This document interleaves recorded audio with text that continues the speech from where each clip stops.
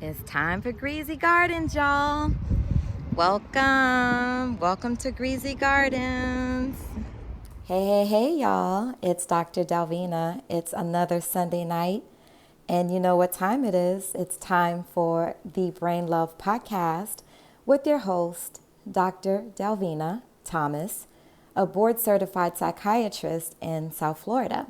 Well, guess what, guys? I'm on the move and I'm in Chicago. I'm visiting Greasy Gardens, and what you're looking at here are some flowers that were grown in the garden in the hood in Chicago, South Side, at Marlene Fisher's home in her garden. So let's go really briefly on a tour. So I'm not taking you in the garden as of yet. I just want to show you how it started behind her home. So you saw the flowers on the counter. She also grew some plants back here in her yard. I think maybe she got the practice here. Shh, little doggies. So we will go soon, and I'll take you over there to the infamous Greasy Garden.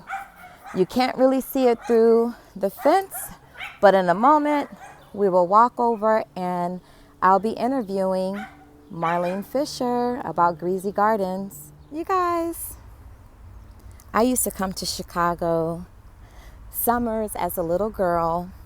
My family, you know how a lot of black folks did, they migrated straight up north. And from Mississippi, migrating straight up north was Chicago. So a lot of folks from South Carolina migrated up to Philadelphia and Pittsburgh and New York. But for us, we went up to Chicago. And so since my cousin has been living on this block, I've been here several times to see her. She calls it the hood. It's not necessarily your preferred neighborhood, but she has done a lot with the block. So this is a full view, just about.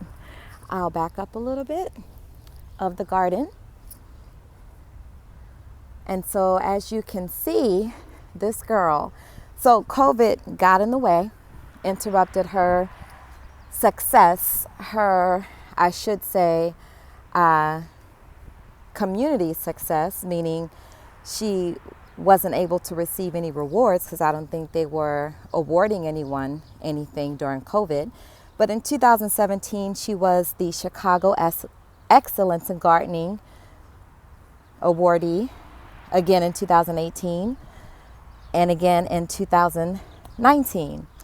So just think, in Chicago, they have some of the worst winters ever. And so I'm sure she'll talk more about this, but the process of gardening, planting, tilling, soiling, and all those things so that your plants and your seeds and all of the things that you're planting, those things flourish and bloom when they're supposed to.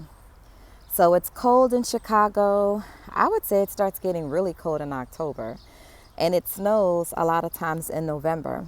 So obviously, here in the Midwest, Chicago garden is shut down. But she comes out here and she's doing things when there's no snow on the ground. And you see I know there's a specific name for this tree, but it's like a Christmas tree. So when she comes out, I know you're eager. She will walk us through the garden. They just had a plant giveaway yesterday. She planted some seeds and created little plants, and they gave away the plants to folks who were interested in growing their own plants. And she'll be planting them in the ground soon. Looks like I see onions over here. So let's talk about some of the benefits of gardening therapy or horticulture. So we know that it can improve memory, it helps with cognitive abilities, task initiation, language skills, and socialization. And I think that is a big part of why Marlene likes to do this. We're looking at some tomatoes here. tomato plants. And so my cousin is a very social bird. As I told you, I would come here for her parties. She is a very social person. She has fire pits out here. She'll have a fire pit and tell people, hey, come over. There's a tent over there that she can put up when it rains or the weather gets really bad. And maybe we'll take some poses here in front of the flowers. So we're talking about the benefits of gardening. Check out all this stuff. She even has peonies. I showed that in the beginning of the video in my introduction. And over here you see lavender. I swear I can smell the lavender, y'all. So imagine you're out here, you're being mindful. You've heard me do episodes on mindfulness. You're being mindful, you're in the moment. And when you're someone like myself who doesn't have a green thumb, when you're gardening and it works, it builds self-esteem. It builds your self-esteem. Gardening can build self-esteem. Gardening is also good for your heart. This is a green room. Or what is it? A greenhouse, I'm sorry. This is a greenhouse. See, this improves your language skills. This is absolutely why. Gardening can reduce stress, which, of course, being outside in the sun and the air, breathing and just allowing yourself to be and being in the moment. She won't answer the phone oftentimes when you call her if she's in the garden. It can make you happy. Gardening can improve hand strength. It's good for the whole family because, again, it gets people talking and socializing. And because you're out in the sun, it can give you a boost of vitamin D. So let's see. What does she have going on here? That's orange peppers. I see that from the label. Some dill, some cilantro, some roma, some cherry oaky purple. So we'll get her out here, guys. She'll explain all of this. She's coming up next. Okay. We are walking to the garden. So how did you discover this block, Marlene? Well, I used to live in the South Shore area, and I was looking for a place to live. And one of my friends moved around the corner, and I was just like, why the hell would I live here? It's a shithole. It was gang activity, a lot of people on the block, but this was a new house. So I decided, hey, I wanted the new house. All right. And then, so you were here for how long before you started your garden? I was working downtown at the Federal Reserve Bank, and I would pass this area every day. And so as I'm passing the area, the grass is high, it's up to my waist. And one day I just decided to mow the lawn. So as I'm mowing the lawn, I said, okay, I got a garden plot over in Jackson Park, and we're not getting any of the produce, so why not just build raised beds here? And I started off with 3 raised beds. Raised beds? Yeah, this is a raised garden bed. It's not, this is a raised garden bed. And so, for the raised garden bed, you build the bed and you buy soil and you put soil inside the garden bed. So this is why they call it a raised garden bed. Is there a benefit of having a raised garden bed versus just planting in the ground? Since it was a house here, we don't know what the soil is. So with the raised beds, you know the soil is good. All right. Well, you guys are about to take the couch. So, Marlene, I noticed you have all these awards, and I knew about these awards anyway. Guys, like I mentioned to you, in 2017, 3 consecutive years before COVID, she won the Chicago Excellence in Gardening Awards. So, how many other contestants were there? This is a contest for all of Chicago. So, any Chicago resident can enter their garden. And at the time, I said, okay, I have a garden that attracts pollinators, that is good to the ecology of the area. And I entered my garden, and fortunately, I won for 3 years in a row. So what is this? This is an alum. I don't know what it's called. This was a gift to the garden. One of my friends, Carla Elmore, gave this to me as a gift. It's a perennial. It comes back every year. Okay. So it's a type of perennial.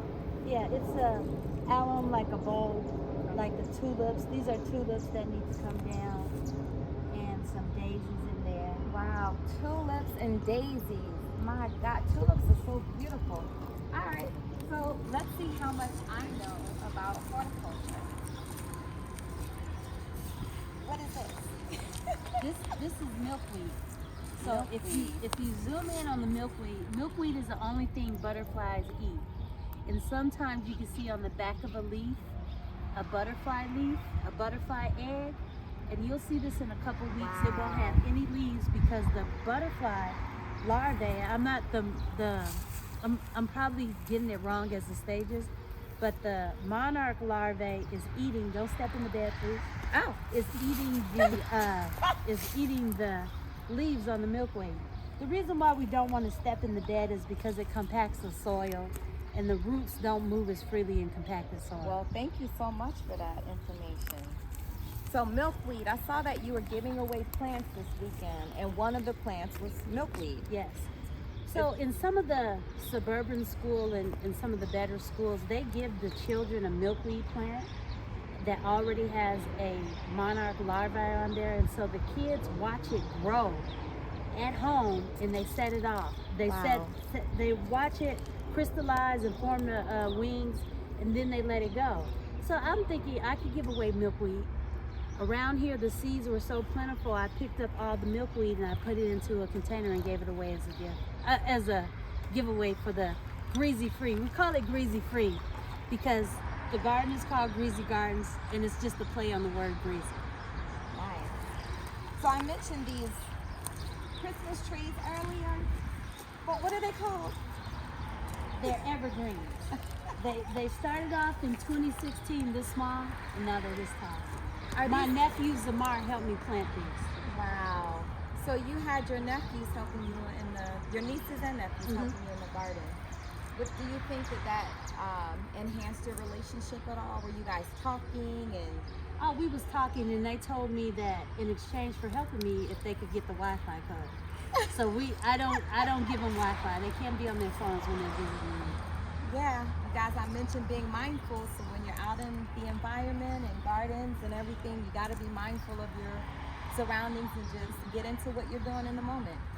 So, all right, this is compost. This is mulch. This is mulch. This wood chips. City of Chicago delivers free mulch and wood chips to residents. So the point of this is to suppress the weeds. So you put almost 5 inches of mulch, and it helps suppress the weeds. Okay. Otherwise, this would be full of weeds. So over there to our right, what do you have growing in the front of That's the garden? milkweed. That's more milkweed. And that's black-eyed Susan. So that's how you have so many butterflies, because I came to a garden party before and you had a lot of butterflies out here. Yep. It was during the summer. Yep. So the black-eyed Susan is a perennial. Comes back every year. So this started out as just 1 or 2 plants, and the seed spread, and the plant spread. So what I did is I broke them apart and I planted them. See, right where you're standing is a piece of concrete. So if you see something that's not growing, it's because there was a house here. So there's a big slab of concrete right there. So where something wasn't growing, I put this there. So this is black-eyed Susan, you said? Yep. So black-eyed Susan is the state flower from Maryland, where I'm from. So that's kind of, why did you pick black-eyed Susans? Easy to grow? Well, it was a perennial. It's easy to grow. It attracts beneficial insects. You'll have a praying mantis. The praying mantis used to be. I've seen praying mantis out here too. Yeah, so it's just a deer was here. There's a rabbit living. We might see the rabbit. I think the rabbit is living in the coneflower. So there's a whole ecosystem out here. So Marlene, orient us to the garden. Okay, so if we come over here on this side, we have our spring flowers. We have some perennials, some milkweed. We have some forsythia. This is going to be a forsythia hedge. And then we have some evergreens. And then as we flow through the back, we have more flowers, purple coneflower and coneflower to attract the bees and butterflies. And so as we get down to this side of the garden, we have raised beds. Right now the beds are empty, and I have tomatoes, peppers, basil, everything that I'm planning to plant in the garden this evening. So to start off my garden, it's Chicago Zone 5A for the Midwest. We are just getting ready to plant. The soil temperatures are 55 degrees. And so as we go through the garden, you'll see there's perennials, there's some garlic that's growing, there's some lavender, there's some peonies, there's a greenhouse back there where I started the plants. And then as you see in the middle here, I had a free plant giveaway where I give away plants so we all grow our plants together. And then we scroll over on this side. A friend of mine is growing vegetables in those two beds. And over here is the area I have for Love Grows Chicago. Love Grows Chicago is a girls' mentorship program that I assist with growing. Part of their program, they have a garden component, and they built these garden beds over here. And so we're starting the program with them later this month so they can grow their own food. So these two lots are owned by me. This lot is a city lot that I just took over on this side, and we're in negotiations to buy it now. Wow. So there was a house here previously. Yeah, it was a house right here. And so when someone threw gasoline on the house and burned the house down, so they tore the house down, and I watched it and I bought it from the auction from the bank. I want to control my neighbors. I want to control the space around me. I want to make this a happy space for outside. We're having a Juneteenth party. We're having a block party in 2023 where we're going to shut off the block and eat dinner out here. I want to create a safe space where we could go and enjoy and talk with our neighbors in fellowship. Why do you do this? Why are you creating a happy place? Well, this is in a neighborhood, it's called The Pocket, and apparently it's there's someone on the block that sells weed, there's people who rent, there's homeowners, and there's people who are new to this area. And so when I first moved here, they said, where do you live? Do you live in the new houses or the old? And it was a conflict because the new people with a new way of thinking and the old people who are complacent. And I taught at Hirsch, which is probably about 5 blocks away. And some of my students live next to me, and they said nothing will change, nothing will ever change. And I don't believe in that mindset of being complacent. I don't believe in that mindset of just accepting our situation. So it was my point, my focus is to change it. I live here, I'm part of it. I live in the pocket, but they say call it Greater Grand Crossing. But the slang for this area is the pocket. The gang around here is called Sircon. So there's things that I am very engrossed in the neighborhood. I talk to everybody. I want to be a part of it.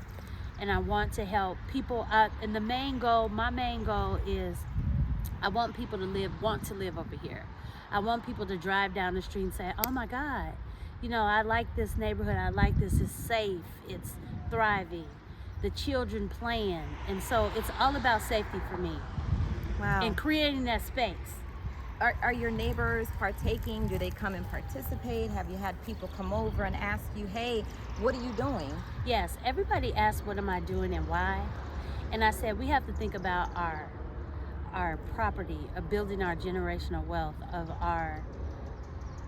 if the block is hot, everybody treats it like it's hot. If it's like, because we done drove down, we go over to the block that all the shit is kick off the shit and go home. So I don't want that to be this block. And it really was before. People come over here, next thing you know, somebody getting shot at 2 days later is a whole clusterfuck. So it's not gonna happen over here. And so I built up a reputation where they call me first. They say like, hey, we're doing this, or hey, we're doing that. And I feel very compelled. I don't have to live here. We don't have to live here. And so I never judge anybody where they want to live and you choose to live where you're comfortable. And I'm very comfortable in the chaos. Okay. Do you think the garden has brought you and your neighbors together, has made a closer sort of social community environment for you guys? So the garden, yeah, because when I started, the question was the garden making us closer? I found some of my neighbors standing looking at the flowers. I planted flowers, these black-eyed Susans, in the alley. And one of my neighbors was like, I can't believe there's flowers in the alley. So I'm like, you know, I planted the flowers in the alley to stop people from dumping. And so who wants to dump in flowers? Who's gonna dump a whole porch in flowers? We gotta emphasize that. You planted flowers. Say it again. I planted flowers to stop people from, they call it fly dumping. A person who's fixing a porch is fixing a porch, but they don't want to pay to dispose of the porch, so they'll just throw it back here. So before this was here, that fence wasn't there. I'd see a mattress, a whole family's furniture, they just dump it. And so now we got flowers, and they don't dump it in the flowers. So that is a way that we control it without having a camera, without any type of confrontation. So. And I think I've built a good rapport with everybody on the block. Yeah. And, you know, my point is, this is how it's going to be. Yeah. You know, respect the block, right? It's respect the block. This is how it's going to be, you know. I love it. All right, guys, so let's go take a look at some of the plants that she has back here, because I can't name half of them. I put it together for Janae to take home. You see this plant right here? It's canna. I put it in there for her to take home, so she could put it on her back porch. Wow. But anyway, okay, let's start. So what I'm going to say is, let's start right here. Okay. Hold that.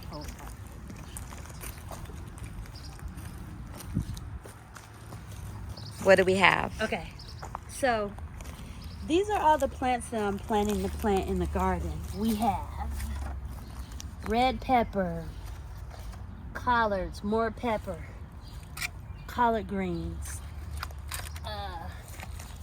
This is zinnia with the little weed in it. This is turnips. This is aroma tomato. This is a beefsteak tomato. This is purple basil. Basil, wow. This is sweet basil. This is a black beauty tomato. These are cayenne pepper flakes. The cayenne pepper, you know, you make the cayenne pepper flakes. This is kale. These are more tomatoes, more peppers. So I'm planting over 24 tomato plants, over 16 pepper plants, basil, tomatoes, sage, some of everything, pumpkins. I started everything in the greenhouse, indoors. These are zinnia. The zinnia I plan to plant in the neighborhood so that some of these areas that look terrible because nobody's mowing them, we're gonna plant the zinnia there to place it. I saved the seeds, started them indoors, and now I have this flower. And all I do is put the effort toward it to plant them. So this is the zinnia, and all of this will go into the garden. So if we walk over here. And what do we have here? Let me guess, onions. These are not onions. Zoom in a little closer and smell. Get closer, smell. This is garlic. Really? This is garlic. You start the garlic. You have how many beds of garlic? 4 beds of garlic. This is garlic that I'm giving to friends who have supported the garden. And this garlic I planted in August, and it'll be ready to harvest in July. As in August 2021? Yes. Last August? Yes. So what happened during the winter? It overwinters. This is one of those, you know, I'm a master gardener, but I'm not sure how this grows. But you started in August. So you took a class. We skipped that part. Yes. You took a class in gardening, didn't you? So what happened was I always knew how to grow things. I took a master gardener class to understand the biology, botany, and science behind it, behind how to create a good ecological system with pest management. There's no pesticides used out in this garden. Everything is organic, OMRI certified. All the plants are organic or heirloom in nature, and I save the seeds. So I learned that, and I also took a master urban farmer class, and I'm a master urban farmer as well. So I can grow anything to perfection. I could grow just as well as in the store. And the whole goal is to feed ourselves, is to be self-sufficient. So we don't have to worry about buying a $4 plant, because we can start it in the house for ourselves for $4. Okay. So if you come over here, these are red, yellow, and white onions. Oh, so these are the onions. Okay. These are the onions. They look very similar to the garlic. Well, not really, actually, now that I look at You probably it. could smell them. And right here, these are beets. Yum. I love beets. Men, remember, beets are good for you. Will help with those erections. Over here is ginger. This is ginger. Wow. And the beds are empty because I haven't planted the tomatoes or anything yet. So later today, I'll plant all of them. Are these considered root plants? Yes. So the ginger, the ginger, the garlic, and the onion are root plants? Yes. They grow underground. And along with the beets. Along with the beets, okay. And I think I'm going to plant some turnips right here. So all in this back area is kind of like root vegetables. So you'll have a whole meal. Whole meal. And so right here, remember the first harvest party when I made the lavender syrup for the lavender martini? We had lavender martinis, you Come a little guys. closer. Let's just, for old time's sake. You can smell the lavender. Yes. So this is the garden. And over here is an open space that we have for events. We're having a Juneteenth event out here. Got the fire pit there.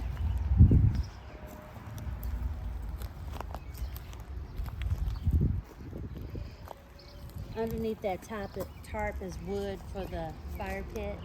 There's a couple other fire pits because it's a whole situation out here. When it's the winter, we come out here and sit around the fire pit. We just made this an open space. I'm sorry, I just made this an open space. There is no we, y'all. She does all this on her own. I have a team. I have people who support the garden. They're coming to help me move the mulch. And what do you have over here? over here, I had a free giveaway of plants, and it's only 7 left, but I had 30 plants. These are beefsteak tomatoes. Wow. People came and they got these for free. Do you have faith that the people you gave the plants to have green thumbs, competent green thumbs? Will they keep these plants alive? I'm 50-50 here. With my support, they will. Gotcha. So the plants are bigger, and so they're able to live a little bit longer. So what advice do you give folks who are trying to maintain a plant? So what did you tell them when you gave them the plant? Do not overwater. So is that a common mistake? Yes, and just because it's hot doesn't mean it's good for the plant. Tomatoes don't set fruit, meaning tomatoes don't set the tomato over 90 degrees. So when we think, oh, the hotter the better, collards, kale, lettuce do not grow in hot weather. They grow in cool weather. Oh. So we have to be mindful of that. So if you think about during Thanksgiving when you have collards, it's because the weather is cooler. It's better for them to grow from August, September, October, November. So are you expecting your collards and your kales to bloom this fall? No, they're going to go through the summer, but I'm not expecting them to be as prosperous as they would in the fall because it's a cool weather crop. So over here, this says green pepper, but when the pepper's green, it turns red. So somebody asked me last year, how come I ain't have any green peppers? And I just had red. People don't understand the pepper is green before it's red, before it's yellow, before it's orange. So I put green. Got it. So they'll know. And this is an orange pepper. The pepper's gonna turn orange. Over here, red pepper. And these are all part of the giveaway. I had at least 30, 40 plants each, and people took the plant. Over here is the basil that I gave away, some sage, yellow watermelon. Those are pumpkins. I had about 50 canna plants. They came and took the canna plants. The cannas were donated by Sean Moore. She had canna in her yard. She dug them up and gave them to me, and I gave them to everybody else. So they came and got that canna. Thank you so much for joining me on the couch, Marlene. What plans do you have for the garden? Okay, the garden is going to produce my food for until I can't garden anymore. And the garden is going to produce our next Greasy Gardens block party. And I'm trying to get Tabitha Brown to come to the party. I have an organic chef. We'll use her cookbook to cook the recipes. And we're having a whole party out here. So we're looking forward to Greasy Gardens block party 2023. Tabitha Brown, Miss Tabitha Brown, we're calling you. We're calling you. All right, guys. Thanks for joining us tonight on the Brain Love Podcast. And of course, you know I have a YouTube channel. This will be posted on the YouTube channel as well. Everybody say Brain Love.